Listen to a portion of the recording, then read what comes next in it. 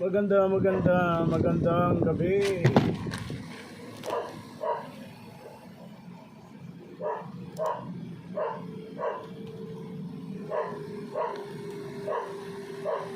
Magandang gabi kayo sa gabing ito, mga kapatid at mga gwapo sa gabing ito. Salamat sa Panginoon sapagkat nagkita-kita muli tayo virtually, not physically, but I really thanks God na buhay tayo patuloy sa paglilingkod sa Panginoon sa ating pagka-fellowship sa bawat isa. Ito ay napakahalaga na dapat mas lalo pa natin pag-initin, dapat mas lalo pa nating paigtingin ang gawaing ito sapagkat napakahalaga ang makikipag-fellowship sa bawat isa para tayo ay lumakas sa paglilingkod natin sa Panginoon. Salamat sa buhay ni Pastor Dek bilang Youth President sa District 3, sa ating mga kapatid na narito, lalo na rin kay Pastora Precious, siyang nagpagamit sa Panginoon ngayon.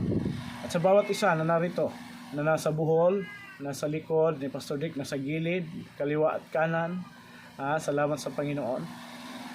Ang mga sulat ni Pablo na ito ay during siya ay nakakulong, ito ay babala niya ito, isinulat niya ito, babala niya ito sa mga tungkol sa mga kaaway at panganib, no? Dahil nung siya ay nakakulong ay kaya ito siya nakulong dahil sa pangangaral niya tungkol kay Kristo. Sapagkat nalulungkot si Pablo sa panahon na ito siya nakakulong na ang mga turo ng mga ibang Kristiyano naliligalig sa Apostol Pablo, kaya isinulat niya ito para bigyan babala ang mga kapatiran doon sa Pilipos, no? Na isinulat ito ni Pablo para sa mga Pilipos, iglesia, unang iglesyang itinatag niya doon sa Europa, sa Macedonia, sa lugar sa lalawigan ng mga Romano, no? Sinulat niya ito nang siya'y nakabilanggo.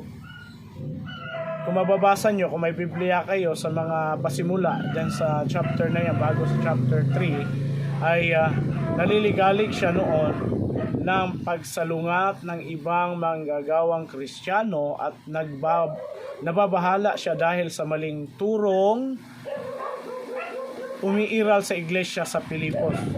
Gayunman, mababakas sa liham na ito ang isang kagalakan at pagtitiwala na ang tanging paliwanag ay pagkakaroon ni Pablo ng matibay na pananalig kay Jesucristo. No, kaya na isinulat ito sa mga taga-Pilipos, sa iglesia doon sa taga-Pilipos, sapagkat meron ding ibang mananampalatayang Kristiyano doon na iba ang mga umiiral na turo. Kaya naliligalig si Pablo na isulat ito, ipadala sa mga taga-Pilipos, mga kapatiran doon, upang sila ay tumatag sa kanilang pananampalataya, pakipag-isa kay Kristo katulad niya.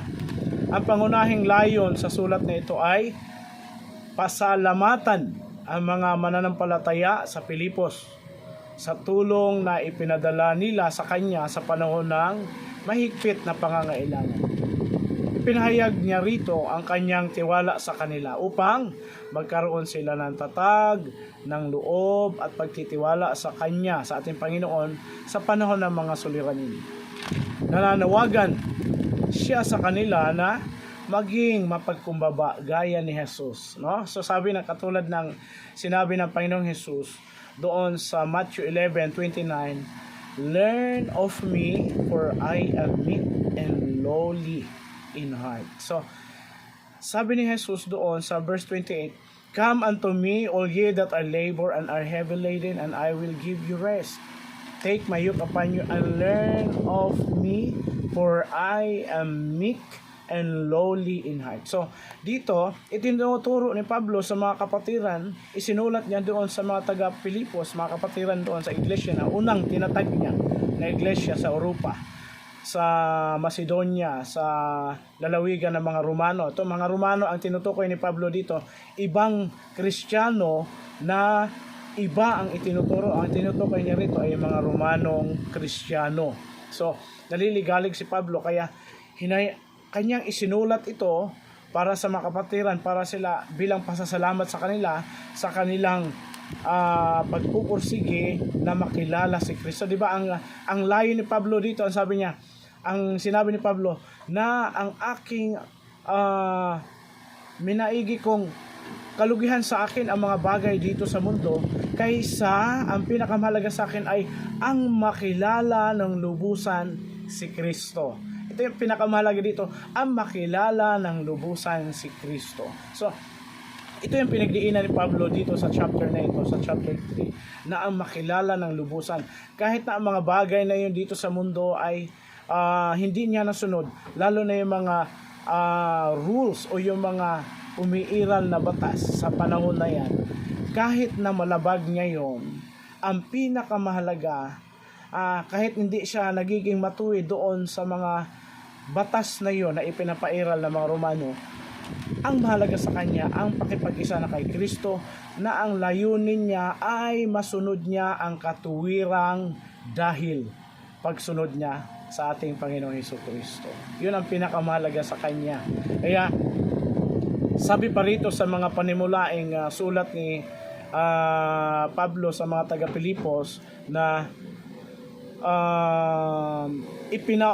ipinagunita niya ang kanilang pakikipag-isa kay Kristo ay kaloob ng pag-ibig ng Diyos na tinanggap nila sa pamamagitan ng pananampalataya at hindi sa pagganap ng mga seremonya ng kautosang Hudyo. O ito, mga Hudyo pala ang tinutukoy. Kautosang mga Hudyo, hindi niya nasunod yon, pero mas sinunod niya ang utos, kautosang meron ang Biblia o yung utos ni Kristo. Binanggit niya ang kagalakan at kapayapaang ibinigay ng Diyos sa mga namumuhay na may pakikipag-isa kay Kristo. Sa sulat na ito'y binibigyang diin ang kagalakan, pagtitiwala, pagkakaisa, at dito ang malaking pag-ibig, pakikipag-isa, kagalakan, pakikipag-isa, pagtitiwala, at pagtitiyagang kaalakbay ng pananampalataya at pamumuhay Kristiyano. Binabanggit din dito ang malaking pag-ibig ni Pablo sa iglesia sa Pilipos. So, ang kabuuhan ng sulat ni Pablo mula sa chapter 1, chapter 2, 3 and 4 hanggang 4 lang ang chapter na ito, ay yung nabanggit niya ang pag-ibig niya sa mga taga-Pilipos. Kaya isa sa mga isinulat niya ito. Actually, ang mga sulat ni Apostol Pablo, ang tawag niya ay 13 letters of 13 epistles, 13 letters of Apostle Paul, no? Yung mga isinulat ni Paul dito sa New Testament. 13 epistles or 13 na mga sulat ni Apostol Pablo dito sa New Testament. So, ganun na lamang ang pag-ibig ni Pablo sa mga taga Macedonia doon sa Pilipos, no, na sa lugar na doon sa Europa.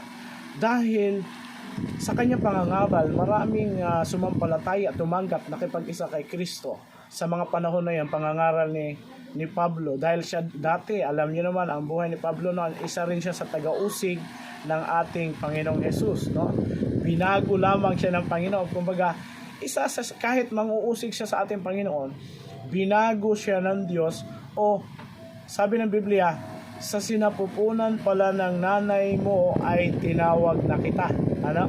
Doon pala, kaya kahit si Pablo ay ganon, ang buhay niya, kaya katulad natin, meron tayong mga pinagdadaanan noon na hindi pa natin nakilala ang Panginoong Hesus. Meron tayong mga kanya-kanyang mga pinagdadaanan, mga kanya-kanya istorya sa buhay. Nung nakilala natin si Kristo dahil may nangangaral, narinig natin at tinanggap natin ang Panginoong Hesus, nakipag-isa tayo kay Kristo. Abay, isa na tayo ngayon katulad ni Apostle Paul na nakikipagpunyagi, nakikipaglaban sa mundong ito, na ibahagi ang pag-ibig ni Kristo. At ang pag-ibig na yun na meron tayo ay umibig din tayo sa ating mga kapatiran sa iglesia, na patuloy nating itinuturo ito dahil upang ang mga kapatid natin ay tumatag sa pananampalataya sa panahon na may pagsubok, sa panahon na may mga hamon sa buhay na hindi na mahalaga ito, kundi ang pinakamahalaga, mas lumalim pa tayo sa pakipag-isa o pagkilala natin sa ating Panginoong Hesukristo. Hanggang dilaman po mga kapatid, maraming salamat po at pagpalain tayo ng Panginoon. Salamat mga kabataan, lalo nating ipag-ibayuhin ito ang ating gawain sa Panginoon at i-share natin sa lahat nating mga co-leaders sa District 3 na buhay ang gawain ng Panginoon. Kasi kung hindi ito natin bubuhayin ay lagot tayo sa Panginoon. Amen. Hindi kayo lagot kay Rev, hindi kay Bishop, kundi lagot tayo kay Lord. Amen. May pananagutan tayo sa Panginoon. Maraming salamat mga kapatid. Pagpalain tayo. We love you. God bless you.